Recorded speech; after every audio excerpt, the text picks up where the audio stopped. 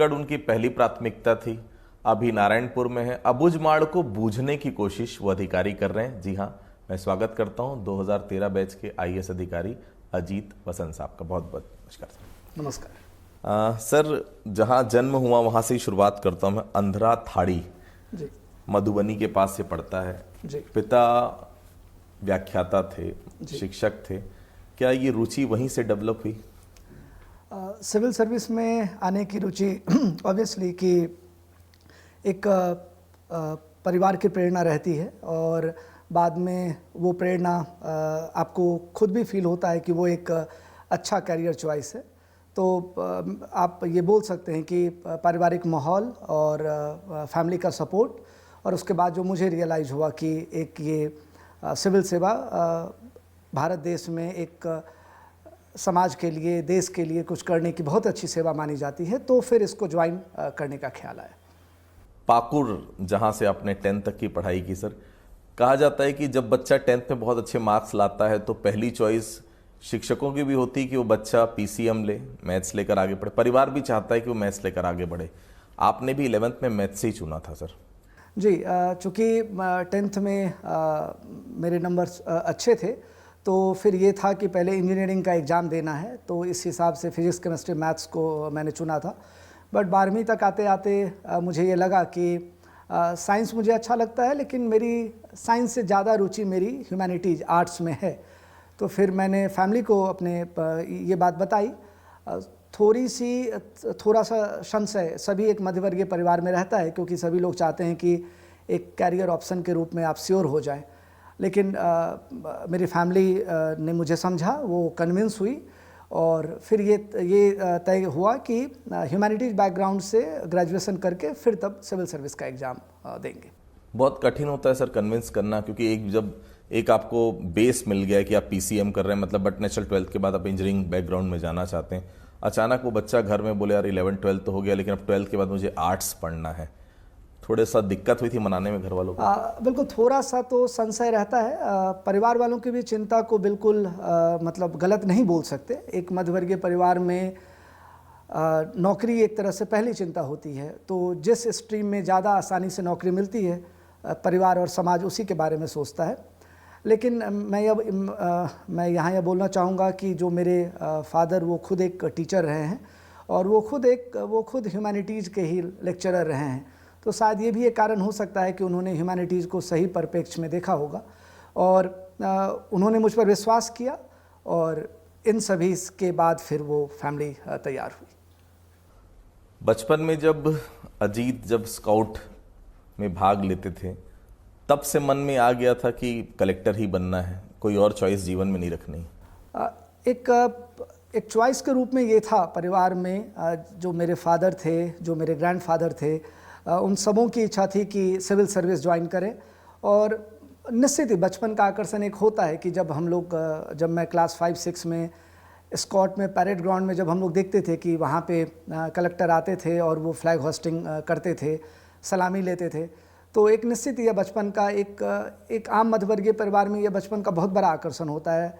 जो हमारे राष्ट्रीय पर्व हैं, उस दिन जब हम डीएम को उस रोल में देखते हैं, तो बचपन का ये प्रभाव निश्चित ही मेरे मन में भी काफ़ी था कि मतलब ये सर्विस इतना ज़्यादा स्पेस देती है कि आप इस तरीके से पूरे ज़िले के नागरिकों के लिए काम करते हैं। तो फिर ग्रेजुअली ये जो बचपन का आकर्षण था, वो फिर ग्रेजुअली कैरियर चॉइस के रूप में डेवलप हुआ।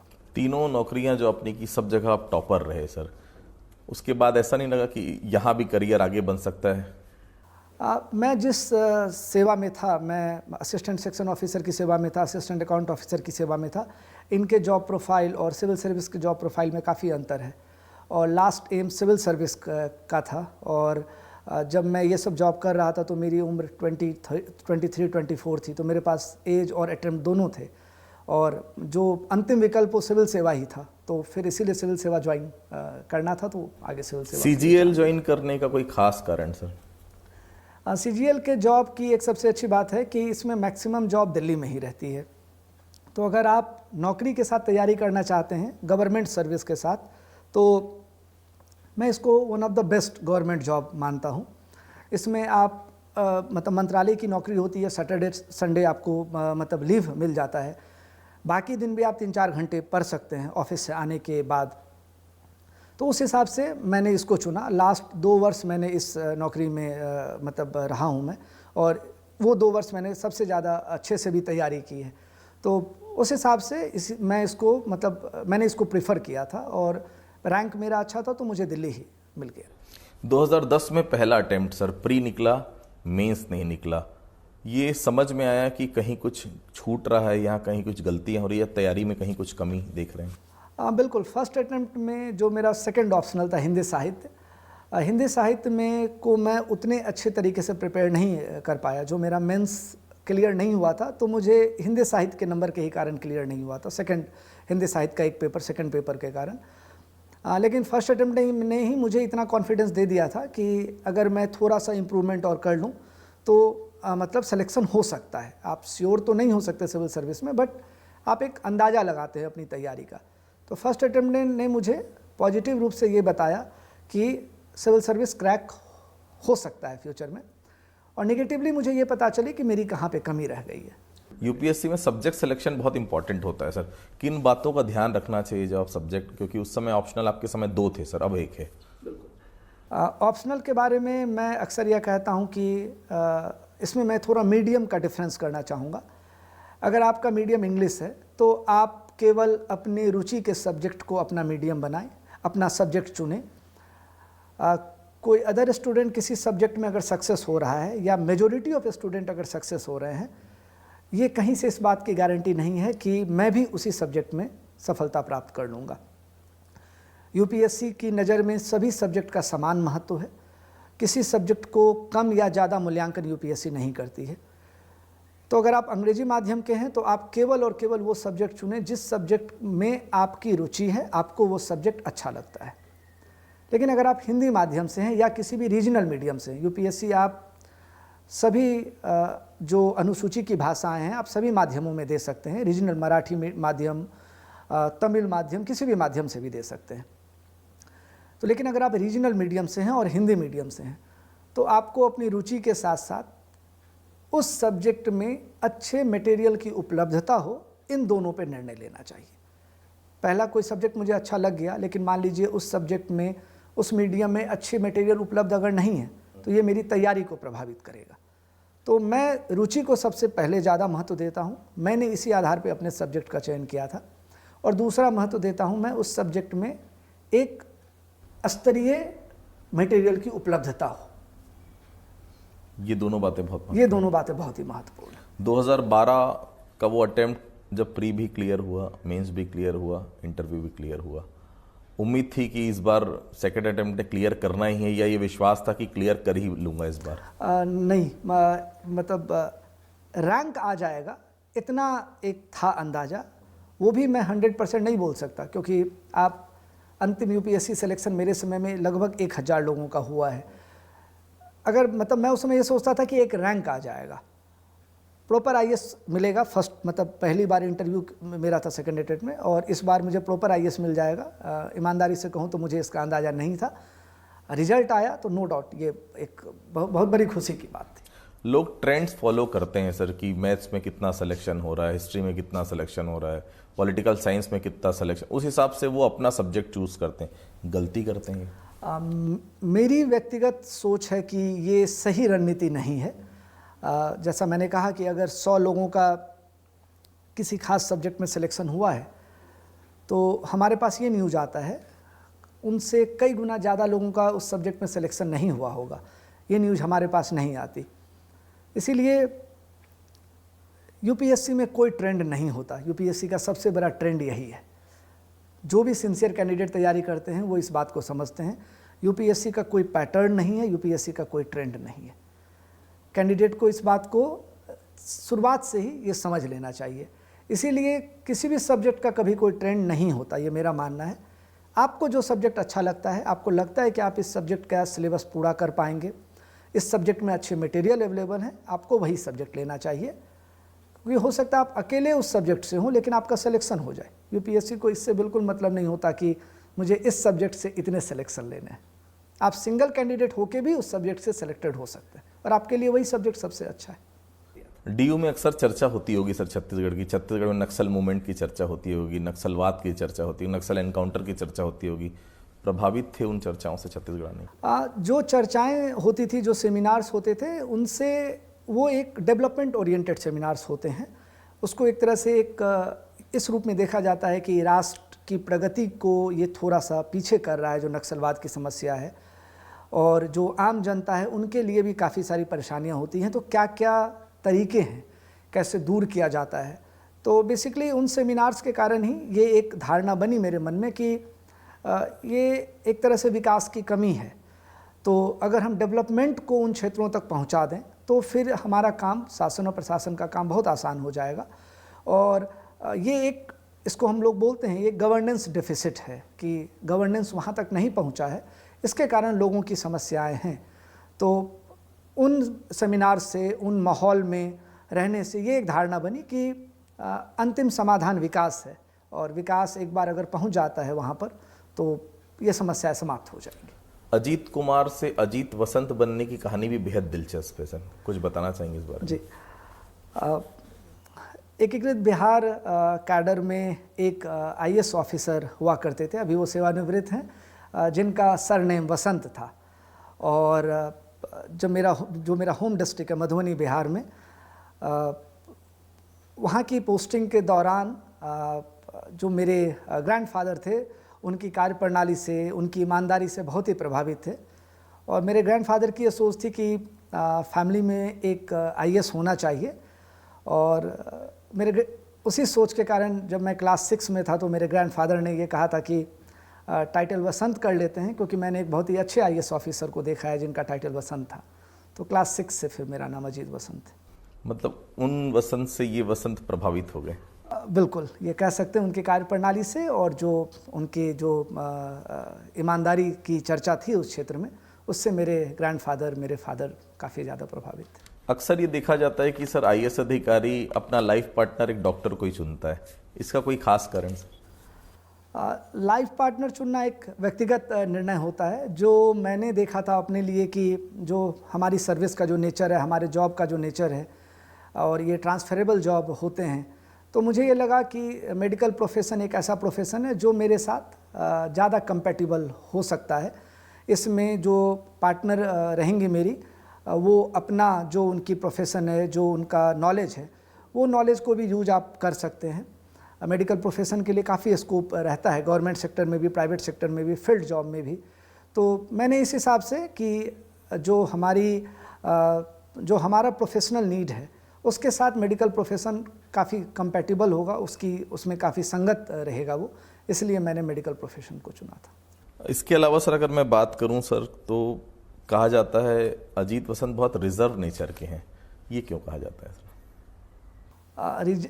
अगर मेरे बारे में ऐसी धारणा है जैसा आप बता रहे हैं, तो मैं इसको ऐसे लेता हूं कि जिन जिम्मेवारियों के साथ शासन ने मुझे यहाँ भेजा है और जिस चेयर पर मैं बैठा हूँ, उसकी जो रिस्पॉन्सिबिलिटीज़ हैं, मेरी प्राथमिक जिम्मेवारी और मेरा प्राथमिक उत्तरदायित्व राज्य जिले के आम नागरिकों की जो भी समस्याएं हैं उनको शासन के नियमों के तहत और जिले में जो संसाधन उपलब्ध हैं वो दूर करना मेरी पहली जिम्मेवारी है।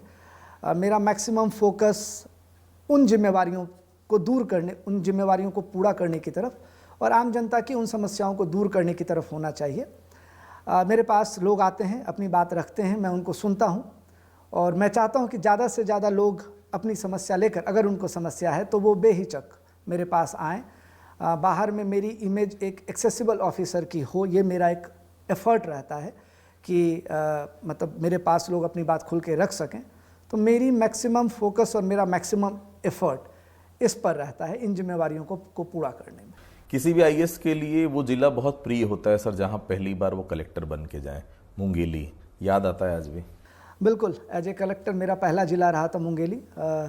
काम करने के हिसाब से बहुत ही अच्छा ज़िला है और नागरिक काफ़ी जागरूक है अपने अधिकारों को लेकर। तो उन अधिकारों, उन अपेक्षाओं पर खरा उतरना प्रशासन के सामने एक बहुत बड़ी चुनौती रहती है। मैंने अपने 1 साल के कार्यकाल में वहाँ पे कोशिश की कि जो इंफ्रास्ट्रक्चर डेवलपमेंट का काम है, जो शासन के जो और भी सारे उत्तरदायित्व हैं, चाहे धान खरीदी को बेहतर तरीके से संपादन करना हो, स्कूल में अतिथि शिक्षक की नियुक्त करनी हो, या नए भवनों का निर्माण हो, जो सर्विस डिलीवरी है, मेरा प्राइमरी फोकस किसी भी ज़िले में रहता है कि जो जनता को जो अधिकार, जो सेवाएं मिलनी चाहिए, वो उनको बेहतर तरीके से मिल रही हैं या नहीं मिल रही हैं। मैं बेसिक एडमिनिस्ट्रेशन को महत्व देता हूँ और मुझे लगता है कि रूटीन एडमिनिस्ट्रेशन पे हमारा फोकस हर समय रहना चाहिए। डिलीवरी जो सिस्टम है हमारा, चाहे वो रेवेन्यू का सिस्टम हो, पंचायत का सिस्टम हो, महिला बाल विकास हो, स्वास्थ्य सेवाएं हो, जनता को ये सभी सेवाएं गुणवत्तापूर्ण और समय पे उपलब्ध हो जानी चाहिए। पहले ज़िले में भी मेरी यही पूरी कोशिश रही थी और यहाँ के टेन्योर में भी मैं यही कोशिश कर रहा हूँ। दिसंबर 2022 वो समय जो मैं कहूँगा सर कि छत्तीसगढ़ काडर को चुनने की सबसे बड़ी वजह थी नक्सल इलाके में काम करना। काफ़ी लंबा समय लगा उस ज़िले में आने, लेकिन पहुँच गया आप नारायणपुर। नारायणपुर के लिए आज भी कहा जाता है अबूझ माड़, जिसे कोई आज तक बूझ नहीं पाया। बूझने की कोशिश कर रहे हैं नारायणपुर को। जब मुझे ये पोस्टिंग मिली तो निश्चित ही मेरे लिए ये एक तरह से गॉड सेंड था। मैं बहुत ही एक तरह से ग्रेटफुल था शासन के प्रति कि उन्होंने मुझे ये पोस्टिंग दी है, और इस पोस्टिंग में रियली अभी तक मेरा अनुभव बहुत ही ज़्यादा फुलफिलिंग रहा है। अबूझमाड़ में निश्चित ही शासन और प्रशासन प्रवेश कर रही है। हम स्वास्थ्य सुविधाएँ प्रदान कर रहे हैं, पेंशन, राशन। शासन के निर्देश के अनुसार वहाँ पे मसाहती पट्टों का वितरण हुआ है। पहली बार अबूझमाड़ के 800 से ज़्यादा किसानों ने शासन द्वारा निर्धारित मूल्य पर अपने धान को बेचा है। उन क्षेत्रों में हम किसानों को, अबूझमाड़िया परिवारों को हम ट्यूबवेल दे रहे हैं ताकि उनके खेतों में सिंचाई अच्छी से हो सके। उनके विद्यालयों के लिए हमने शिक्षक दिया है। उनके बच्चों के लिए हमने कोचिंग स्टार्ट किया मेडिकल और इंजीनियरिंग के लिए। तो निश्चित ही शासन के मार्गदर्शन में प्रशासन यह पूरी कोशिश कर रहा है कि अबूझमाड़ के लोग अभी तक विकास के जिन जिन आधारों से वंचित रहे हैं, हम उन आधारों तक उन तक पहुँचे। हमने उनके लिए अबूझमाड़ में पहली बार ऑपरेशन थिएटर की स्थापना की। वहाँ पे हम उनके नागरिकों के लिए हम वहीं पर अब ओटी की सुविधा उपलब्ध करवा पा रहे हैं। शासन इस दिशा में बहुत ही ज़्यादा गंभीर है। सर, वो अबूझमाड़ जिसने कभी अस्पताल नहीं देखा था, वहाँ सर्जरी हो रही है, बड़ा अचीवमेंट मानते हैं? बिल्कुल, ये माननीय मुख्यमंत्री महोदय की और छत्तीसगढ़ शासन की तरफ से यह स्पष्ट निर्देश है कि अबूझमाड़ के नागरिकों को ज़्यादा बेहतर से बेहतर सुविधाएं हम दे सकें। इसके लिए ओरछा CHC में हमने ऑपरेशन थिएटर की स्थापना करवाई है। जिला खनिज संस्थान न्यास मद से इसके लिए वित्त का प्रबंध किया गया था। यहाँ पे हम ज़िले से डॉक्टरों की टीम जाके वहाँ सर्जरी करती है। हेल्थ की टीम मैं आपको बताना चाहूँगा कि ज़िले में काफ़ी अच्छा काम करती है वो, और उन्होंने वहाँ जाके एक दिन में 31 सर्जरीज की। वहाँ पे उन लोगों को पहले नारायणपुर आना पड़ता था या निजी चिकित्सालयों में जाके एक तरह से एक आर्थिक बोझ उनको वहन करना पड़ता था। शासन के निर्देश पे हमने वहाँ पे ओटी का संचालन हमने किया है। हमने सोनोग्राफी मशीन की भी स्थापना वहाँ पे कर दी है। जिला अस्पताल से एक विशेषज्ञ डॉक्टर वीक में एक बार उनकी ड्यूटी वो एक बार जाती हैं और वहाँ पे जो भी इलाज के लिए आते हैं उनका इलाज करती है। परियना क्या है सर? ये काफ़ी नाम सुना है मैंने। ज़िले में ज्वाइन करने के साथ मैंने एक इनिशिएटिव के रूप में शिक्षा और रोजगार के क्षेत्र में मैंने एक कोशिश की, एक छोटे से पहल की। परियना गोंडी भाषा का शब्द है जिसका मतलब होता है उड़ना, उड़ान। इसके तहत मैंने ज़िले में बच्चों को आर्म फोर्सेस और पुलिस में ज्वाइन करने के लिए बच्चों को निःशुल्क फिजिकल ट्रेनिंग की शुरुआत की है। इसके तहत जो हमारे 10वीं के जो 34 विद्यालय हैं ज़िले में, उन विद्यालयों के जो क्लास टॉप 3 जो टॉपर हैं, 1, 2, 3 टॉपर, उन 100 बच्चों को लेकर मैंने निःशुल्क एक बहुत ही उच्च स्तरीय स्टैंडर्ड पर हमने उनको निःशुल्क कोचिंग के लिए व्यवस्था किया है, ताकि वो मेडिकल और इंजीनियरिंग ज्वाइन कर सकें। वो अभी बहुत ही अच्छे तरीके से चल रहा है। हमने एक प्रतिस्पर्धी टेंडर के द्वारा कोचिंग संस्था का चयन किया जो बड़े शहरों के स्टैंडर्ड पर उन बच्चों को प्रशिक्षण दे रहे हैं। और परियाना के अंदर हम एक दिव्यांग विद्यालय स्टार्ट करने वाले हैं। 1 सितंबर से दिव्यांग विद्यालय का भी चयन हो जाएगा। ज़िले के वो दिव्यांग बच्चे जो अलग से हम उनको अध्ययन की सुविधा देंगे, क्योंकि कई बार स्कूल में सामान्य बच्चों के साथ बाकी बच्चों के साथ उन पर उतना ज़्यादा ध्यान शिक्षक नहीं दे पाते हैं। तो हमने 50 सीटर दिव्यांग विद्यालय की परिकल्पना की है। वो अभी 1 सितंबर से वो भी स्टार्ट हो जाएगा। तो ये सभी काम, साथ ही हमने बच्चों को नवोदय विद्यालय, सैनिक स्कूल, प्रयास विद्यालय, इनमें चयन करवाने के लिए हमने हर विद्यालय में कोचिंग स्टार्ट करवाया है, जिनको उसी विद्यालय में पढ़ाया जाएगा। ताकि यहाँ के बच्चे अधिक से अधिक संख्या में इन स्कूल्स में अपना चयन कर सकें। तो ये सभी इनिशिएटिव, सभी पहल जो हैं, ये परियोजना के तहत हमने ज़िले में ली है। मैनेजमेंट की जब पढ़ाई करते हैं तो स्वॉट एनालिसिस सिखाया जाता है sir, strength, weakness, opportunity, threats. Strength तो देखिए यहाँ के आदिवासी हैं सर, अपॉर्चुनिटीज़ भी बहुत है, लेकिन वीकनेस की बात अगर मैं करूँ तो आज भी सर अबूझमाड़ के बहुत सारे गाँवों का सर्वे नहीं हो पाया, जिसे हम राजस्व सर्वे कहते हैं। थ्रेट तो है ही सर, नक्सल यहाँ पर। ये मानते हैं कि आने वाले समय में इसमें गति आनी चाहिए सर? शासन इस दिशा में पूरी प्रयास कर रही है, लेकिन जैसा कि हम जानते हैं कि वो एरिया जो हैं वो ज़्यादा वामपंथी उग्रवाद से प्रभावित हैं, और जो आम नागरिक हैं, प्रशासन और शासन को उनके सुरक्षा की भी चिंता रहती है। तो जैसे जैसे सुरक्षात्मक दृष्टि से शासन की पहुंच उन क्षेत्रों में बढ़ रही है, वैसे वैसे सर्वे की गति भी बढ़ रही है। आज के डेट में 18 से 20 गांव का सर्वे लगभग हो चुका है। ग्रेजुअली हम उन क्षेत्रों तक पहुंचने की कोशिश कर रहे हैं, और समय के साथ उन क्षेत्रों में मोबाइल नेटवर्क भी पहुंच रहा है। अबूझमाड़ में कोहका-मेटा एरिया तक मोबाइल नेटवर्क पहुंच चुका है, रोड बन चुका है। तो ये सभी विकास है, प्रगति है, और बचे हुए क्षेत्रों का भी सर्वे आने वाले समय में पूर्ण कर लिया जाएगा। हर अधिकारी का एक ड्रीम प्रोजेक्ट होता है सर। अजीत वसंत का कोई ड्रीम प्रोजेक्ट किसी जिले के लिए, या अबूझमाड़ के लिए, नारायणपुर के लिए? नारायणपुर जिले की स्थिति को देखकर मैं शिक्षा और स्वास्थ्य, इन क्षेत्रों में जो हमारा बेसिक डिलीवरी है और क्वालिटी के साथ, मेरा सबसे पहला टारगेट ये है कि मैं इन दोनों सेक्टर को जितना मजबूत कर सकता हूं, क्योंकि मतलब भारत जैसे देश में या छत्तीसगढ़ राज्य में ही हर जिले की स्थिति में अंतर है। तो नारायणपुर की जो जैसी स्थिति है, उस स्थिति में शिक्षा और स्वास्थ्य मैं एक बेहतर भविष्य के निर्माण के लिए सबसे ज़्यादा इम्पॉर्टेंट समझता हूँ। कोई भी पीढ़ी शिक्षित हो और स्वस्थ हो, तभी वो एक बेहतर पीढ़ी को जन्म दे सकती है। तो जो ये जनरेशन है, उस जनरेशन को अच्छी शिक्षा मिले और वो स्वस्थ जनरेशन हो। ये दो मेरी सबसे ज़्यादा प्राथमिकता है, और ये आप टारगेट बोल सकते हैं कि मैं ये चाहता हूँ कि इन दोनों सेक्टर में आम जनता को एक क्वालिटी सर्विस मैं दे सकूँ। बहुत बहुत धन्यवाद सर हमसे बातचीत करने के लिए। तो आपने सुना अजीत वसंत साहब को, बहुत साफ कहना है, और कहा भी जाता है कि कोई भी राज्य तरक्की तभी करता है जब उसका शिक्षा और स्वास्थ्य में पर्याप्त वो राज्य ध्यान दे पाए। नारायणपुर के लिए बहुत बड़ी सोच है, लगातार वो काम भी कर रहे हैं, और उम्मीद यही कि अबूझमाड़ को बहुत जल्द से जल्द छत्तीसगढ़ शासन और कलेक्टर साहब बूझ पाएं। अफसरनामा में इतना ही। अगली बार फिर किसी अधिकारी से आपकी मुलाकात कराएंगे, तब तक के लिए बहुत बहुत धन्यवाद।